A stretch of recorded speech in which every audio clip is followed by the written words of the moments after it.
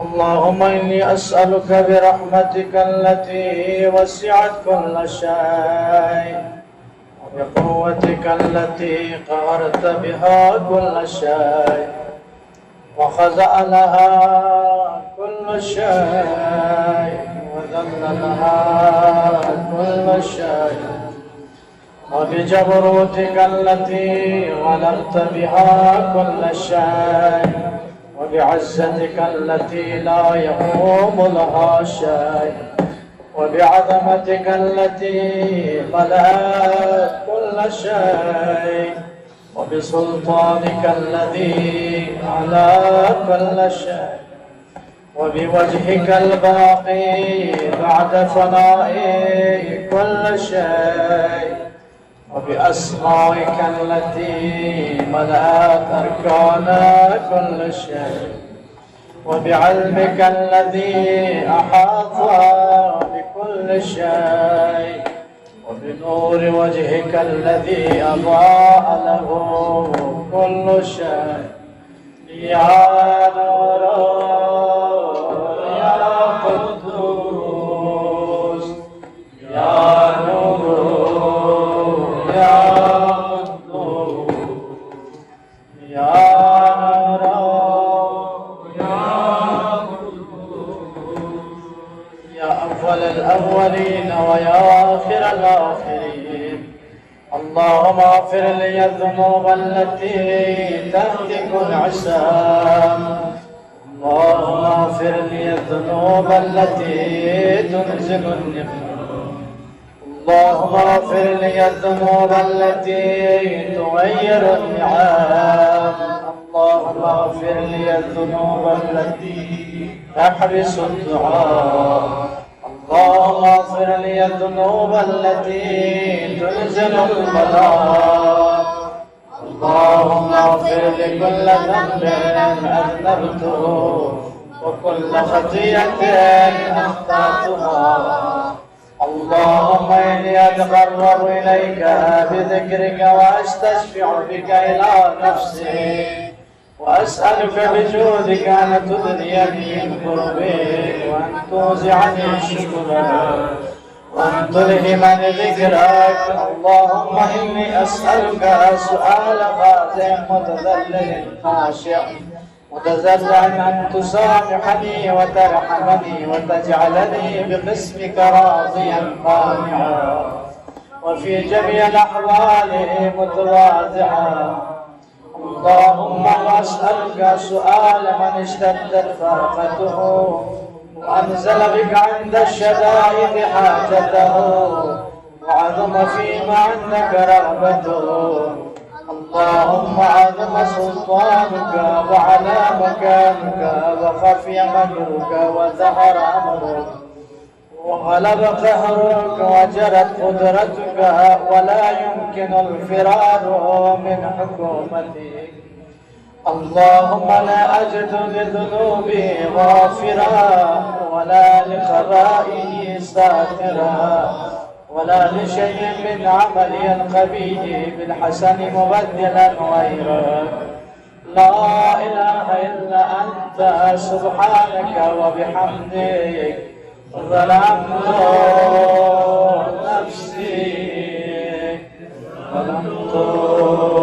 نفسي وتجرأت بجهل وسكنت إلى قديم ذكرك لي ومنك علي اللهم مولاي كم من قبيح سترته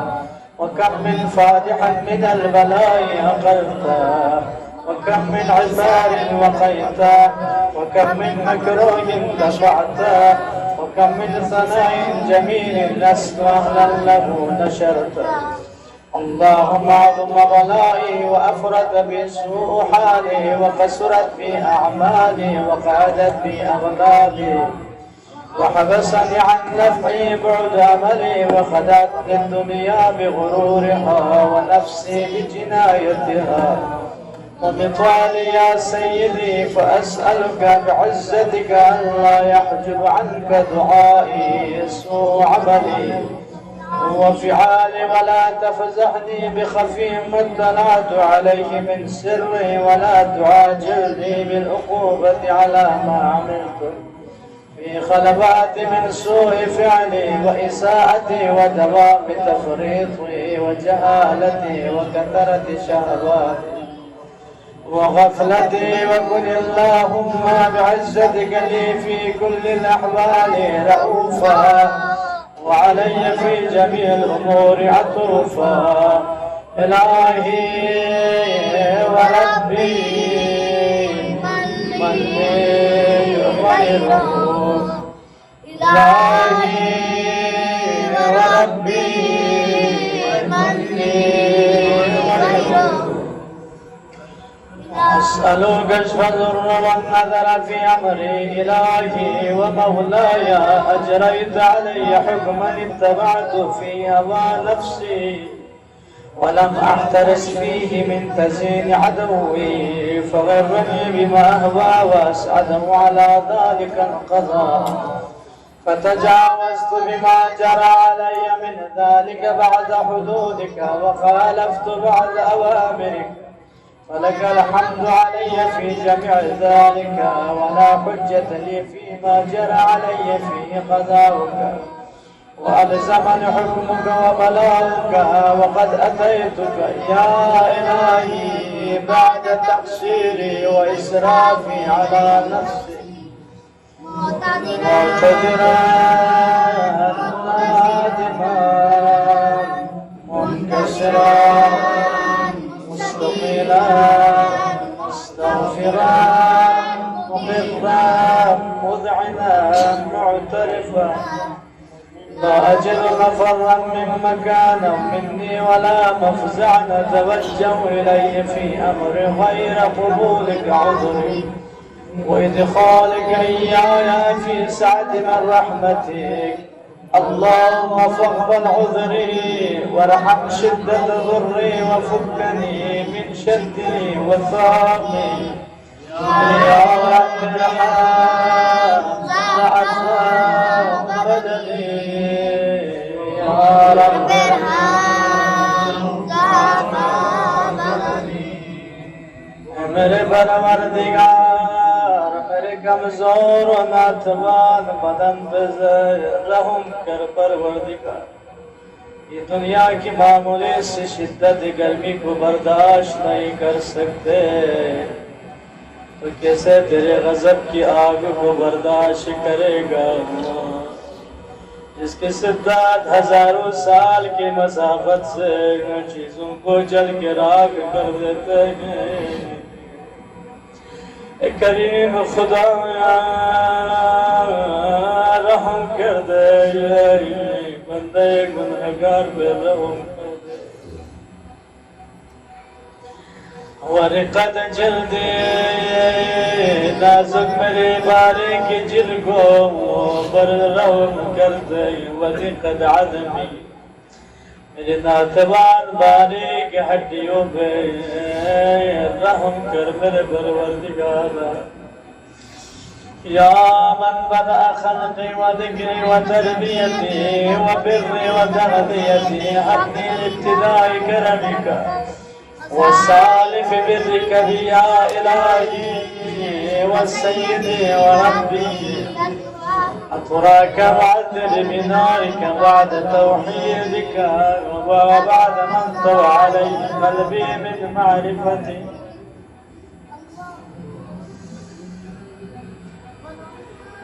मेरे परवरदिगार मेरे आका क्या मैं ये समझूं कि मुझे अपने आका का अजाब देगा जबकि तेरी तौहीद का मोतरिफ हूँ। परवरदिगार मैं इक़रार कर चुका हूँ कि खुदा एक है वो बेनियाज़ है वो बड़ा करम करने वाला रहम करम करने वाला है। मैं तुझ पे ईमान रखता हूँ तुझको मानता हूँ तेरी तौहीद का इक़रारी हूँ। क्या फिर भी मुझ पे अज़ाब जहन्नम मुसल्लत करेगा? कभी नहीं करेगा मेरा परवरदिगार। وبعدما انطوى علي قلبي من معرفتك ولهج بي لساني من ذكرك واعتقده زمير من حبك وبعد سلق اعترافي ودعائي خاشعا لربوبيتك هيهات أنت أكرم من أن تزين من ربيته أو تبعد من أدنيته أو تشرد من آبيته أو تسلم إلى البلاء من كفيته ورحمته. وليت شعري يا سيدي وإلهي ومولاي تسلط النار على وجوه خرت لعظمتك ساجدا وعلى ألسن نطقت بتوحيدك صادقا وبشكرك مادحا وعلى قلوب اعترفت بإلهيتك محققا وعلى ضمائر حوت من العلم بك حتى صارت خاشعة وعلى جوارح سعد الأوطان تعبدك طائعا وأشارت باستغفارك مذعنا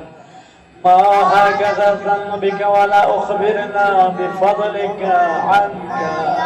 يا كريم يا لا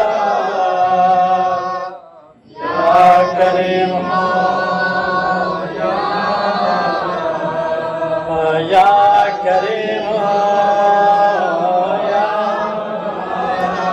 کرم کرنے والے میرے پروردگار اپنے کرم کرنا تو بڑا کرم کرنے والا ہے ہزار ماؤں سے زیادہ اپنے بندے سے پیار کرنے والا توبہ کرنے والوں کے توبہ قبول کرنے والا ہے خصوصاً جو بھی بڑا بزرگ جس کے بال سفید ہو چکا ہو یہ گھر جس کی داڑھی سفید ہو چکی ہو بالوں میں سفیدی آ گیا ہو جب وہ اپنے پروردگار کے درگاہ میں دعا کے لیے ہاتھ اٹھاتا ہے پروردگار اپنے فرشتوں پہ فخر کرتا ہے دیکھو میرا فرشتوں میرا صحیح بندہ ہاتھوں میں اٹھا کے مجھ سے توبہ کر رہا ہے مجھ سے مانگ رہا ہے کریم خدا تو کرم کرنے والا ہے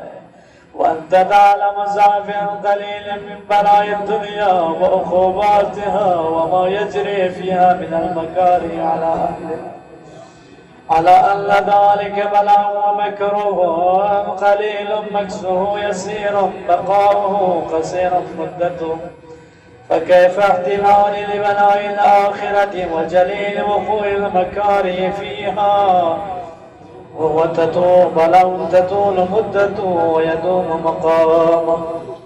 ولا يخفف عن أهله لأنه لا يكون إلا عن غضبك وانتقامك وسخطك وهذا ما لا تقوم له السماوات والأرض يا سيدي فكيف بي وأنا عبدك الضعيف الذليل الحقير المسكين المسلم يا إلهي وربي وسيدي ومولاي أي الأمور إليك أشكو لما منها زج وأبكي لأليم العذاب والشدة أم لطول البلاء ومدتي فلئن صيرتني للعقوبات مع عدائك وجمعت بيني وبين بلائك وفرقت بيني وبين أحبائك وأوليائك فهبني يا إلهي وسيدي ومولاي وربي صبرت على عذابك فكيف أصبر على فراقك وهبني صبرت على حر نارك فكيف أصبر عن النظر إلى كرامتك أم كيف أسكن في النار ورجائي عفوك فبعزتك يا سيدي ومولاي أقسم صادقا لئن تركتني ناطقا لأزجن إليك بين أهلها ضجيج الآمنين ولأصرخن إليك صراخ المستصرخين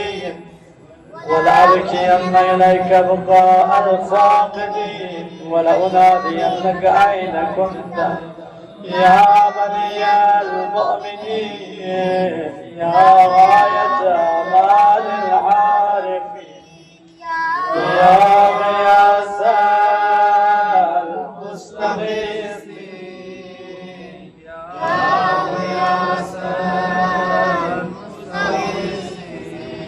परवरदिगार बेकसों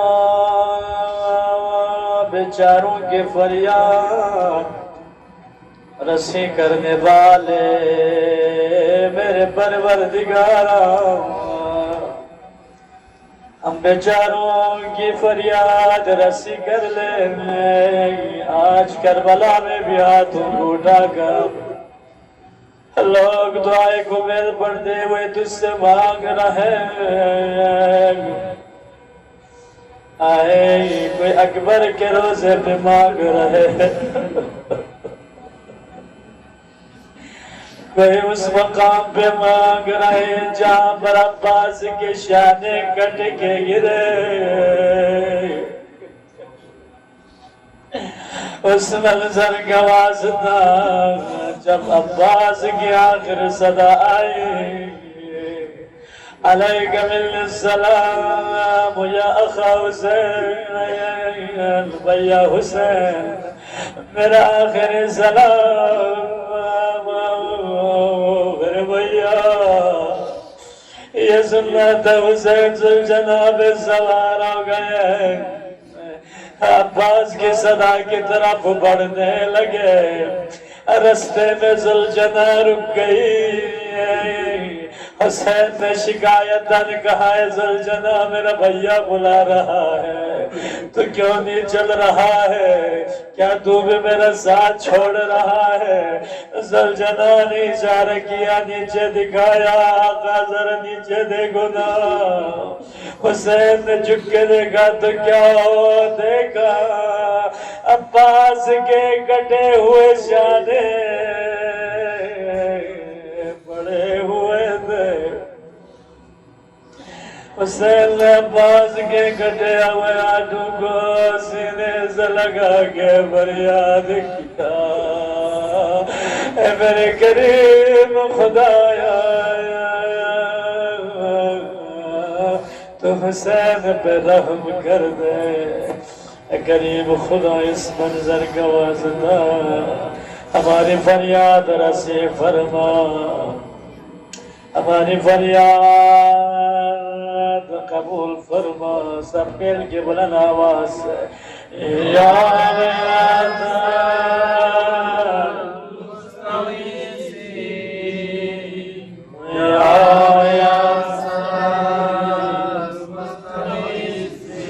या हबीब क़ुलूब الصادقين ويا إله العالمين أفتراك سبحانك يا إلهي وبحمدك تسمع صوت عبد مسلم سجن فيها بمخالفتي وذاقت طعم عذابها بمعصيته وحبس بين أطباقها بجرمه وجريرته، وهو يزج إليك زجيج مؤمن لرحمتك ويناديك بلسان أهل توحيد ويتوسل إليك بربوبيتك يا مولاي، فكيف يبقى في العذاب وهو يرجو ما سلف من حلمك ورأفتك؟ أم كيف تؤلمه النار وهو يأمل فضلك ورحمتك؟ أم كيف يهلكه لهيبها وأنت تسمع صوتا وترى مكانا؟ كيف يشتمل عليه زفيرها وأنت تعلم زعفها؟ كيف يدخل القلب بين أطباقها وأنت تعلم صدقها؟ أم كيف تزجره زبانيتها وهو يناديك يا رب؟ أم كيف يرجو فضلك في يدقه منها فتتركه فيها هيهات؟ ما ذلك الذنب بك ولا المعروف من فضلك ولا مشبه لما عاملت به الموحدين من برك وإحسانك، فباليقين أعظم لولا ما حكمت به من تعذيب جاحديك وقضيت به من إخلاد معانديك، لجعلت النار كلها بردا وسلاما وما كان لأحد فيها مقرا ولا مقاما، لكنك تقدست أسماؤك أقسمت أن تملاها من الكافرين من الجنة والناس أجمعين، وأن تخلد فيها المعاندين، وأن تجلت نارك قلت مبتدئا وتطاولت بالإنعام متكرما، فمن كان مؤمنا كمن كان فاسقا لا يستوون.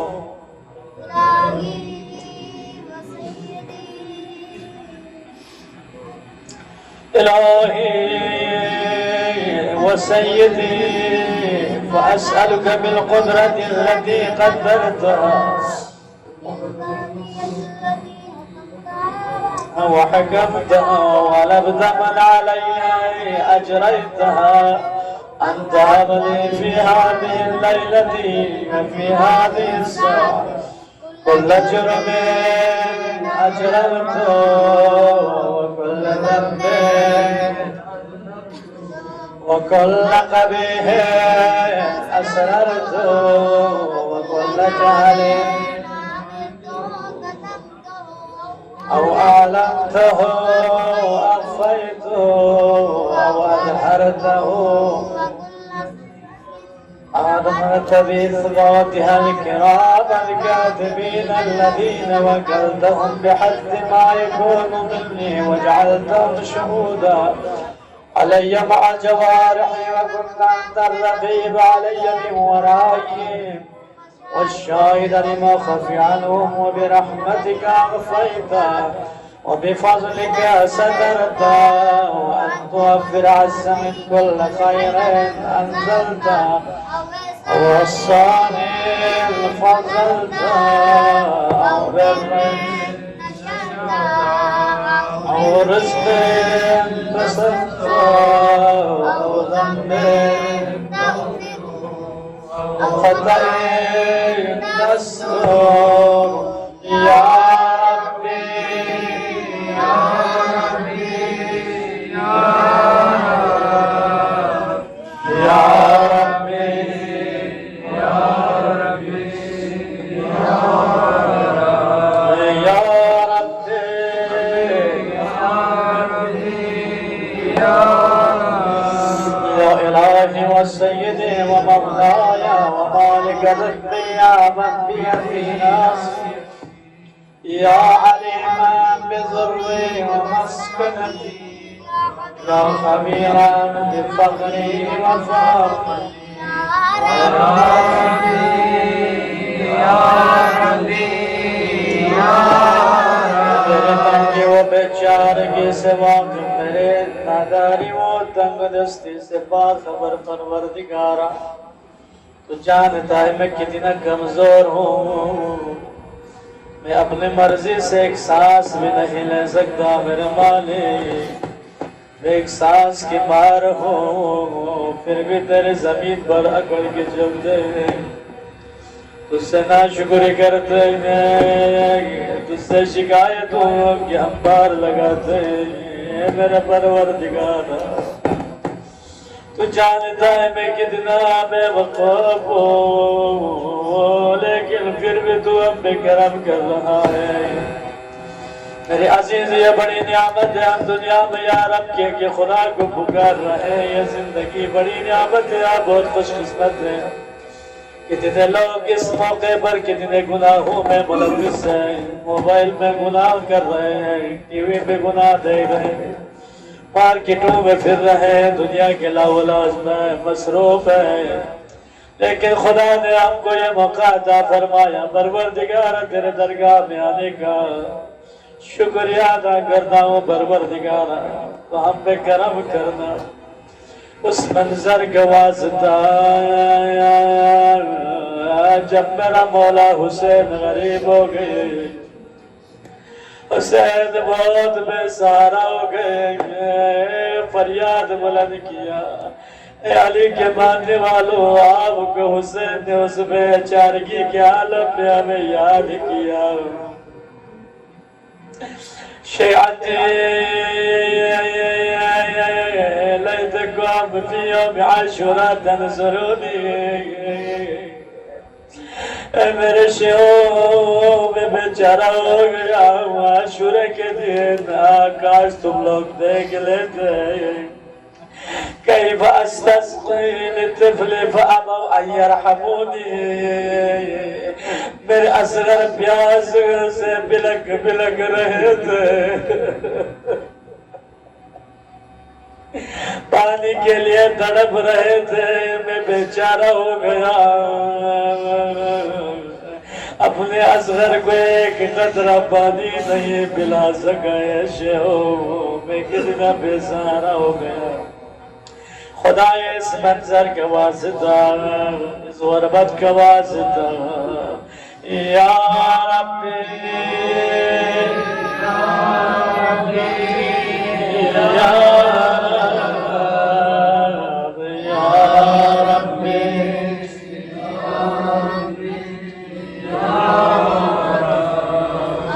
أسألك بأمرك وقدسك وعظم صفاتك وأسمائك أن تجعل أوقاتي من الليل والنهار بذكرك معمورا وبخدمتك موصولا وأعمال عندك مقبولا حتى تكون أعمالي وأمرادي كلها وردا واحدا وحالي في خدمتك السرمدا يا سيدي يا من عليه معولي يا من إليه شكوت أحوالي يا ربي يا ربي يا ربي يا ربي يا ربي يا ربي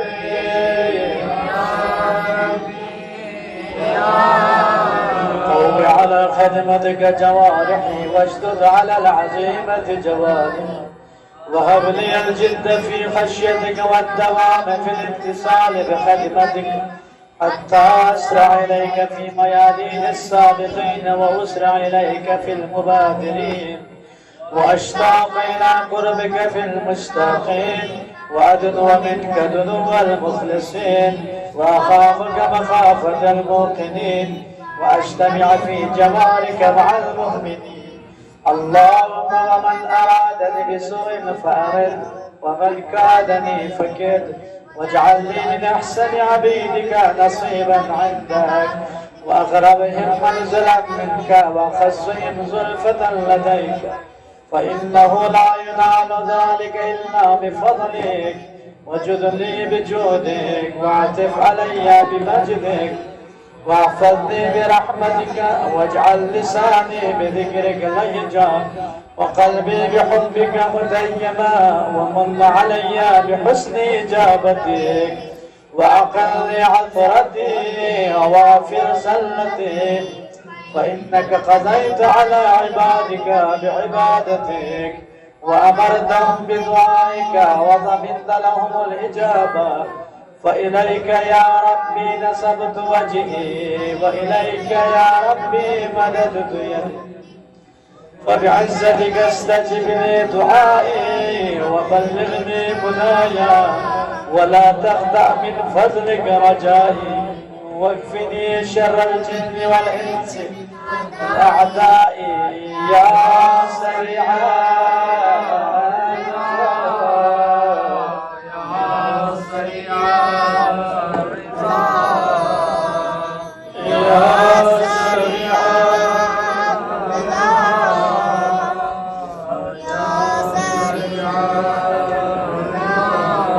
वो जल्द राज़ी होने वाले मुझे बख्श दे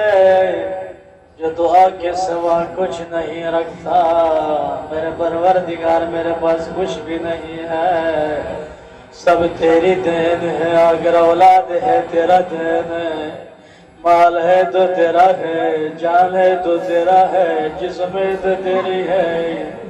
मेरे पास कुछ भी नहीं है मुझे तेरे सहारे की जरूरत है मेरे परवरदिगार اغفر لمن لا يملك الا الدعاء فإنك فعال لما تشاء मेरे परवरदिगार बहुत सारे मरीज बीमार हैं बिस्तर बीमारों पे पड़े हुए हैं हाथों को दुआ के लिए उठाए हुए हैं इल्तिमास दुआ कह रहे मेरे परवरदिगारा, तुझे गरीब वतन हुसैन के गरीब बेटे का वास्ता,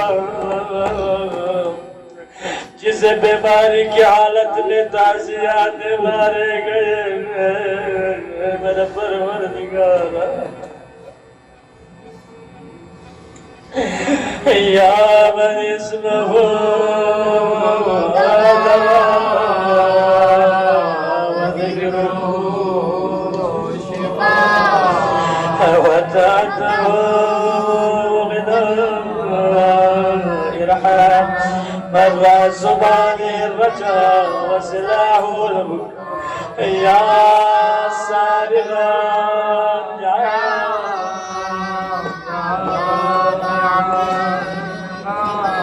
नियामतें पूरे करने वाले, सख्तियां दूर करने वाले,